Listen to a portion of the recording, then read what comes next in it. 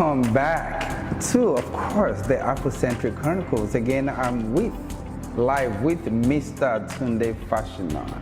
Welcome back. Thank you, sir. So we've shared your experience, yes, shared your background. We understood your educational background. Right. We understood your likes, and your dream. You did mention that you had a dream while you were 14, 15 years old. Yes. And that you're pursuing, but was that a defined dream that you had? I know you do, you did mention that you have the retail background, right, with from your grandparents to your mom to yourself. Right. However, was that dream defined? Not really. You just knew for sure, I am going to work for myself eventually. I knew for sure that I was meant to do something great. I knew for sure that I was going to be an entrepreneur. And I just didn't know what I was going to specialize in. I didn't know how I was going to do it. But I did know one thing, that I was not going to take a penny from my family to do it. That you're not going to take a penny from your family to do it? Yeah. That's interesting. May I ask why? Because family legacy is great. My great-grandma did it without a penny. My grandmother did it without a penny. My grandfather did it without a penny. Then your mom's? My mom benefited from my grandma, because when you're first generation, grandma to mom, they will fill you with education, with a bit to continue the legacy. And I saw that, and my mom did great. She looked after the business, and I learned a great deal in that. But I wanted to prove that it could be done without any money from the establishment. So I knew I wanted to do it, but I also knew that in order to really prove myself, I had to do it from scratch. So why did you then choose to come to the United States? From what I've been able to gather so far, I think your life, your journey up until UK, till you graduated, you started working for 6 whole years, right, still not finding fulfillment, right, however, you're making good money. Right. Why didn't you continue over there in the UK? And right, why the transitioning to the United States? And when did you move to the United States? UK is a great country. It really is. And it is a place that you can start your life. It's an easier place that you can get an education, that can really get the foundation of your life. But I quickly understood that with UK, there were limitations. That there were limitations? That there were limitations, especially for a man of color. Now, it's not obvious in the society, but it's there. And it's not as if there are no limitations in America, but the ceiling is higher. So I knew if I wanted to be in a land that you could start from scratch with nobody apart from the grace of God and do something for yourself, from my calculation at the time, there was no other country than the United States of America. And since the transitioning, how has that changed your life? Define change. From water in this bottle, right, to a container and ice in it, right, probably dissolving again, right, and melting, right, back to water. Okay. It's gone through different changes. Yes. It could be atmospheric. Right. It could be in built. Right. In character. Right. Dream-wise. Right. Right. So how has that transitioned from the UK? Because you said if you want to do something like what you proposed in your heart to do, right, to start from nothing to become something, right, the best place after your research to get it done is the United States. Yes. And so how has that affected your dream? To answer your question directly, as far as I understand it, it has actually made it come true. Because it has proven the point that we may not want to admit, some of us, that, because truth is, I have a lot of pride in the country I come from. I have a huge amount of pride in Nigeria. There is no two ways about it. But I also know that it would have been more difficult, not impossible, for me to achieve what I had done in that place. Having said all of that, the United States of America in itself, there is something about it. There's a magic about it that is not too different from the atmosphere in Nigeria. There's a competitive edge that efforts with grace can yield fruit. And in as far as changing me, the real only thing that has changed is material, as in what I have, what I've built. But as far as the inner character, I don't think it has changed at all. So you think you're still the same Tunde Fasina that you were in Lautech, in Commande, Right. in Woolish. I like the way you get smiling. I need you to tell me if that's the same person we're talking to today. Now, I'm going to try and answer that question in changes, in stages. Right. The person I was in command, character-wise, although foundation therein, evolved when I got to Lautech.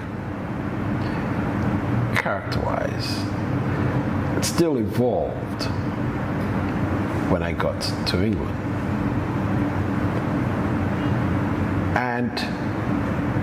But I would suggest that it was solidified in England, but matured in America. Solidified in England, matured in the United States. Okay, I will not dwell on that. Let's talk about your journey in the United States now. So when you came into the United States, did you come in through Houston or what port? Yes, Where? I came in through Houston. Oh, so you're a Houstonian from inception. I think God was directing my steps to Houston because it has a somewhat tropical atmosphere and weather, not too different from Nigeria. I hate cold. I can't stand it. I tend to sort of wither with the cold, and I don't perform my best in cold. So when God brought me to Houston and I landed, it happened to be in the middle of summer. Good for you. And I thought, thank you, Jesus. Right. And yeah, that was how my journey began. So what part of town of Houston did you stay when you first got to Houston? I stayed in the southwest part of Houston. Can I say the name? Yes, please. Oh, I stayed in Bissonnette. I stayed with a friend of mine, and that gentleman was responsible, really, for my successful start in Houston. He made life very easy for me at the time. You could argue that he was God sent. And is it someone you had known from, Nigeria, or you met him here in Houston? I met him for the first time in Houston. He was introduced to me by a friend. And the truth is, I had a little bit of apprehension, but I was assured it was going to be all right. And when he came, true to description, wow, the man was incredibly helpful, very gracious with his time, and he educated me very, very well through sitting down, teaching of what America was about, and he gave me a very good start, as it were. I said, okay, this is what you need to do, this is how you need to go about it, and you can ask me questions at any point in time. So you had some kind of guidance. I had a guide, so to speak, and he made life, at least in the early months, very, very easy for me, and that was a great deal of help, because I didn't have to worry about where I was going to stay. I didn't have to worry about what I was going to eat. So shelter, food. I didn't have to worry about that, and I'm blessed the man's heart. He didn't charge me a penny. Come to the man now. I'm not talking about him in person, but particularly, I'm just referencing to the way it is now. Right. So everything is about money, right? Right. So now you found this gentleman. He accommodated you for how long? Did he stay with him? I think close to a year at the time, I think. And he didn't charge you a dime? Not a single penny. Food, actually. shelter, Not power. a single penny. And I'm immensely grateful for that. His own words at the time was, save your money and start on the right foot. When he says start on the right foot, what was your first job? My first job was a dishwasher. I got a Wash job. dishes. I was a dishwasher, and it was very exciting because it'd been a long time. I don't know how washing dishes can be exciting, but Well, it was a challenge. It was a job that I first had in England, and I'm doing it again here. this is after you started making money in England. You came to the States to start over. Yes, I came to the state to start over, and as you can imagine, it was not a very popular idea in my family at the time. I can imagine. But I'm one of those that when I believe in something, as long as I'm not asking you for a handout, it's really my business. So I told him the most polite way that I could and left. How long did you do that for? I did the washing dishes, I probably think for about 3-4 months, because I was not only washing dishes at the place, I was delivering products, merchandise that was manufactured in the place. Can I say what the product is? Oh, certainly. Yes, I was delivering bread. Yes, and it exposed. So I would assume that's a bakery? It was a bakery. Oh, it is a bakery. I'm not sure whether it's still It's in there. existence, huh? So where was this? when? Where? Okay, it was on Gessner and West Belfort.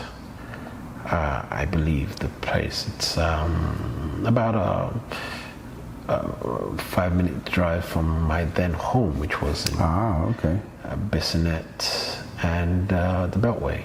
Given that Houston is a city where having a car is not a luxury but a necessity. Yes. When did you get your first car in Houston? Oh, that is another story. I can't remember the year that I got my first car. Okay, but what brand, what make and model was it? Oh, it was a 1993 Mitsubishi 3000 GT. Oh, you remember that? Oh yes, I love the car. Man on cars, man. I loved the car at the time. And it served me well. It was a manual drive. And yeah, I can't remember the year though. So you kept 2 jobs. Yes, that was... washing dishes yes. somewhere Yes. and delivering loaves of bread. No, it was for the same establishment. Oh, but it was 2 different positions. 2 different duties. Did you get paid for the 2 different duties, or just get paid all in one? I was paid the same rate. But you just have to do 2. I just have to, as soon as I finish washing the dishes, you can't wash dishes the whole day. I know, that's right. It depends if you're working in a restaurant. True. That's true. I do apologize. No, that's okay. Yeah, then when I finish, and then I'd go deliver bread to the various African establishments that I was introduced to at the time. And then I'll come back and wash some more dishes, do whatever it is that my boss asked me to do till it was time to go home. And you did that for how long? And I'm still trying to understand how you got into retail, because, and then you still have to tell us how you came about Wazobia. Okay. Not the name now, but the business. Wazobia. But I need to understand your journey from washing dishes to delivering bread. Okay. And then what? Okay. Well, at the time, my job was 2 o'clock in the afternoon until 10 o'clock at night. And I needed to find something to fill between when I woke up in the morning, because I've always been an early riser. Oh, okay, nice. Till I had to report to the other job in the afternoon. So I went literally from shop to shop looking for a job that I would do in the morning. Unfortunately, a big grocery store within the African space had opened up at the time. And I walked in there looking for a job. And at the time, the first time I went in, they didn't have a position, but I kept going. Every time. Despite not having an opening. Despite not having an opening. On my way to my job that starts at 2 o'clock, I have to pass in front of the store. So I would go in, and I was riding my bike at the time. Go in, do you have a job? Nope. And then I'd drive to my job. And then I'd come in the next day or maybe 2 days later, do you have a job? I said no. And I'd drive on to my next job. At some point in time. What keeps driving you to that particular store? Because it was something I'd never seen before. Ah. It was an amazing concept. It was a grocery store full of African products, but it looked good.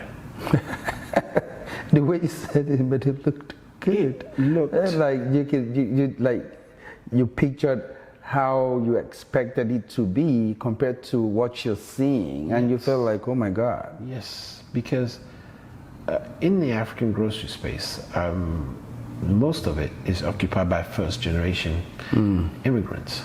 Now, they did the best that they could do with what they knew. But it was time to take it to the next level. It was time to stand on the shoulders of those that came before us and try to do it a little bit better. So when I walked into that establishment, I thought, okay, this is an individual that has studied the ground and used the experience of those that had come before him and took it that step further. So I was very impressed with the establishment, and at the time I thought, okay, I could try and work here.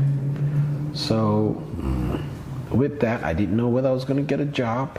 I just thought I'd try my luck, and to be fair, they just started, so they were in the growing phase of their journey, so to speak. But at some point in time, as luck would have it, the owner himself gave me a job, and he employed me as a cleaner to start in the morning. So I would start there by 9 o'clock. Just start at 9? And I'd work up until 1. So you have an hour to get to your other job? Yes, sir. At this point, you're still riding your bike? Yes, I was riding my bike at that time. It took me approximately 20 minutes to ride from the first place to my second job. Your used to be only job? My used to be only job. So how long did you manage both? jobs? I managed them for several months, and just after Thanksgiving 2004, the people at the grocery store offered me a full-time job. Amen to that. Amen to that. And I felt that was a better option for me, because retail is something I know, something I'm very, very familiar with. It's so I accepted the offer, and I went as a full-time at the grocery store. Doing?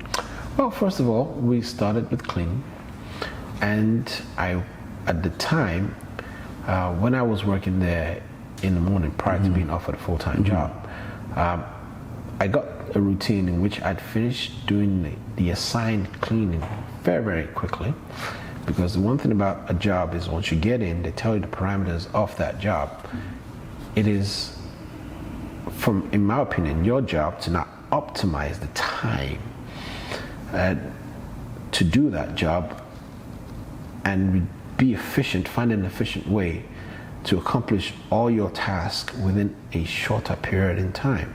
So if a job used to take you like say 5 or 10 minutes, once you've been there a while, you should be able to figure out a way to be more effective and do it in 3.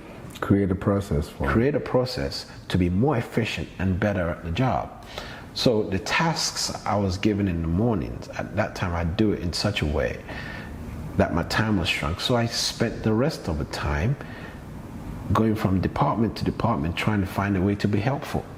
Oh, this is after you had done your initial assignment. Yes. As I finished doing You don't want to be idle. No. I've been idle. So you now have to go to different departments to see what they're doing and if they needed help. Yes. That was it. So how did your manager take you at that point in time? Initially, I was well received.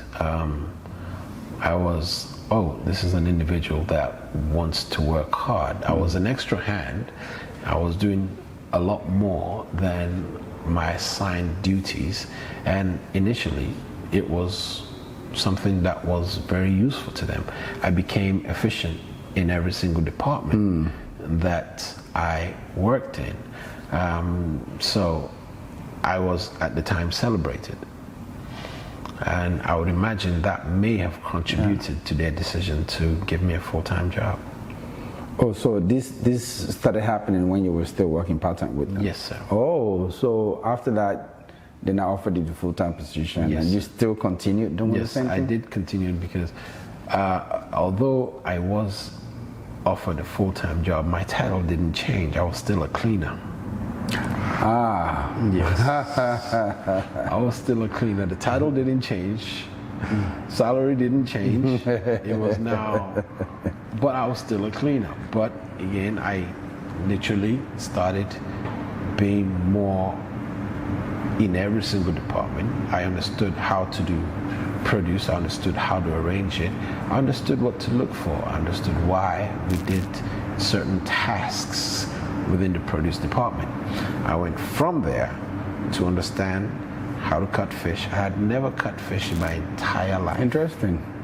In fact, I hated the odor of fish. But for the purposes of survival, I had to learn it.